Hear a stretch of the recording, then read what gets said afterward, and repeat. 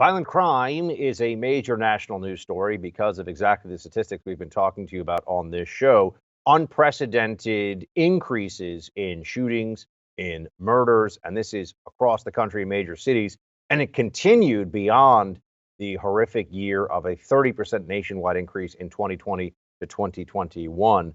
What can we do to combat this situation? And also want to talk about the latest updates from Uvalde. We're joined now by James Gagliano. He is a retired FBI agent and was a member of an FBI hostage rescue team during his time serving.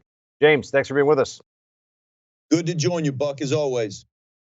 So let's just start with the crime data. Looking at the numbers, you have, even compared to last year was a terrible year nationwide. Cities, towns, rural, there were spikes in crime really all over the country, starting in 2020 and going through 2021. But here we are in 2022, and the data in Atlanta, Baltimore, Philadelphia, Los Angeles, DC, New York, all showing year over year increases. So it's not like we had a really bad year, we've got it under control. It's actually continuing to get worse in these cities. First off, is that surprising to you, just from a criminal justice statistical perspective? And what do you think is pushing these numbers even higher than we've seen them? Yeah, it is no surprise to me, Buck. Absolutely not. There's two things that drive this. One is a permissive environment, because criminals, evildoers, they take the path of least resistance, and they will take what you give them.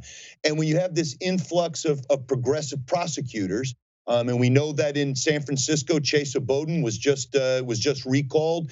We know that George Gascon in Los Angeles is under fire right now for the fact that he let out a felon who was arrested with a gun and drugs and gave him probation, and that felon went on to kill 2 police officers recently. You've got Alvin Bragg in Manhattan. You've got Kim Fox in Chicago. You've got Larry Krasner in Philadelphia. These folks, we live in a society where our criminal justice system is imperfect, but it is the best in the world. But it depends, Buck, on an adversarial system where the defense has an opportunity to make their case, but the prosecution represents me and you and the rest of the public. And when the prosecution helps makes the defense's case, that's why we're seeing all these numbers driven up right now. There is no fear right now. There's no repercussions. That's why smash and grabs are going on. Grand theft auto is up. Robberies are up. It's because people understand there's a permissive environment, and they're going to do whatever it takes to get away with things because they know there are no consequences, Buck.